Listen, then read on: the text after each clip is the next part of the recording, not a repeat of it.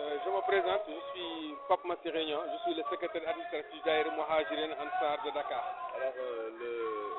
Gamou 2018 de Dagana est en train, n'est-ce pas, de battre son plein. Effectivement, comme vous l'avez dit tantôt, le Gamou de Dagana 2018 est différent à bien d'écart aux années passées. Parce que cette année, nous avons apporté de nouvelles innovations grâce aux fils de Dagana et aux filles de Dagana qui sont dans la diaspora et partout ailleurs, qui nous ont aidés et qui ont mis à nos dispositions d'importants moyens pour nous permettre de réussir cette grande nuit dédiée au prophète Mohamed Paix et salut sur lui.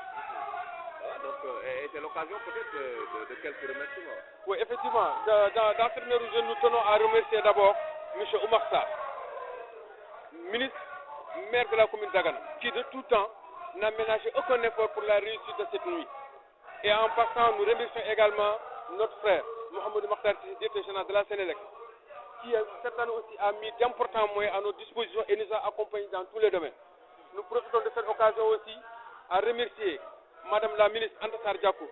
déléguée à la solidarité nationale et à la protection sociale, qui également aussi a fait tout ce qu'elle devait faire. N'oublions pas non plus Mankar Ndiaye, ministre, qui a été de tout temps un fidèle collaborateur, un proche collaborateur de M. le Président de la République. Et enfin, et tant d'autres, un garçon comme Cheikh Ahmed Tidiane Gaye,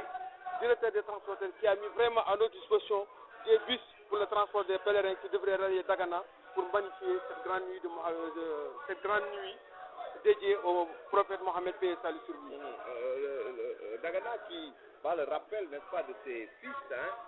c'est comme qui dirait que Dagana se retrouve toute obédience confondue, il n'y a pas de parti, il n'y a pas de croyance, ça reste tout, c'est Dagana et c'est Dagana tout court. Effectivement, comme vous l'avez dit, M. Gabriel, tout est Dagana.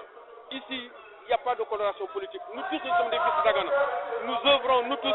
pour la réussite de cette nuit. Et à travers cette nuit, nous voulons que les Daganois qui sont au Sénégal et dans la diaspora sachent que nous sommes là uniquement pour le développement de notre pays. Nous tous, nous devons nous retrouver autour d'un idéal qui est uniquement le développement de la ville de Dagana. Et en cette même occasion, nous demandons à M. le Président de la République, que j'ai oublié de nommer au passage, qui est le premier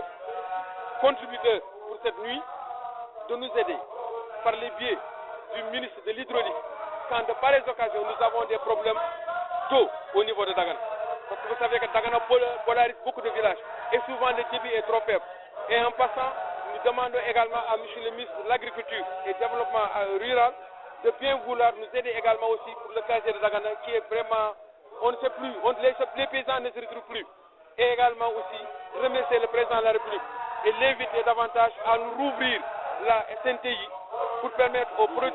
l'usine de tomates, pour permettre aux producteurs locaux d'écouler leurs produits. Très franchement, cette nuit, M. Gabriel, nous demandons à tous les fils d'Agana de s'unir autour d'un idéal qui n'est rien d'autre que le développement de la ville d'Agana. Nous voulons que tout le monde prie pour que le Sénégal aille de l'avant, pour que les cœurs s'unissent, qu'il n'y ait pas de coloration politique. Sache que Dagana, c'est Dagana, Dagana c'est nous.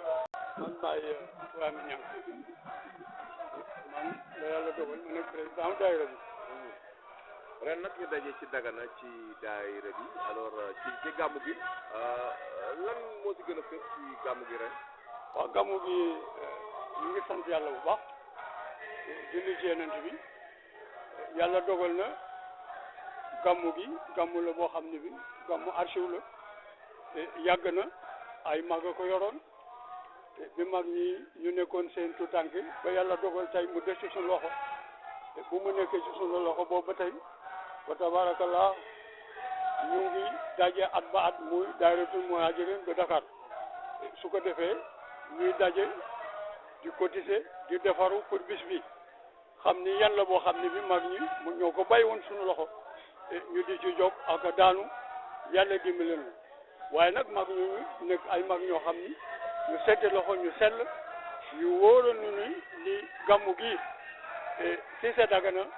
Ahmed Cissé Dagana moo ni woon gàmmu gi ne leen wóor ni bu ci benn nit desoon incha allahu bu jotee borom guddi gi mooy defar guddi gi loolu it gëm nañu ko bu baax a baax a baax ndax ba tabarakallahu lépp loo xam ne ni dem nañ ci ñu bëgg ko def ñu dox ci doomaanu Dagana yi nga xam ni ba tabarakallahu ñu ngi nu Ndakaaru jàpp nañ ci jàpp bi ci war ku ci mel ne Makhtar Cissé ku ci mel ni Mankar Ndiaye ku ci mel ni Omar Gueye ku ci mel ni Mankar Ndiaye ku ci mel ni ba tabarakallahu maire dëkk bi di Omar Sarr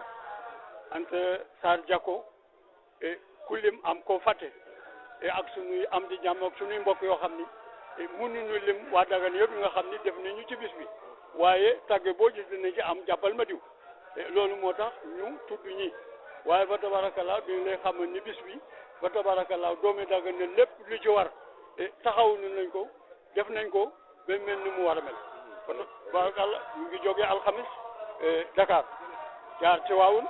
bi ñu jaaree Tiwaawoon dafa sunu ziar fekk fa dégg maam Serigne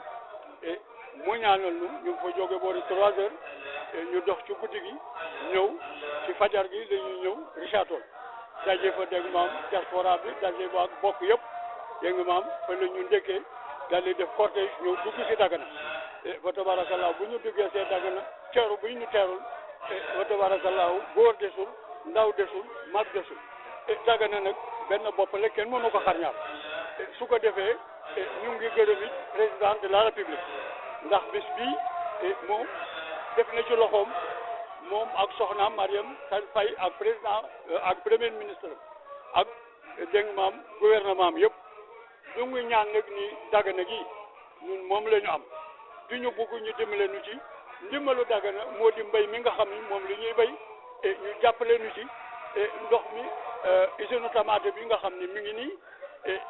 war nañ ci jàppale mu mel ni mu war a mel su ko defee bu ñu béyee suñu ñëwee ñu am fuñ ko jiyee waaye di ko yóbbu Boroso loolu day métti te ku nekk xam ne ni tàngoor bi fi nekk boo fi buggee yóbbul mbay da nga maam tomate fi Boroso da nga maam wala ba Ndar day yàqu loolu bugg nañ ci dimbale bugg nañ nit ñu dimbale ñu ci ndox mi nga xam ni waxtu nekk dafay manqué rawatina bisu bi nga xam ni da nga maam bisu Dagana la dëkk bi day fees ba léegi nit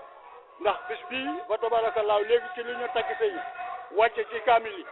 lépp lu Dagana dégg nga maam bugg a def organiser ko bis bii la ko jàppal muy gàmmu Dagana mu ne gàmmu nag boo xam ne bi dama gàmmu Dagana yëpp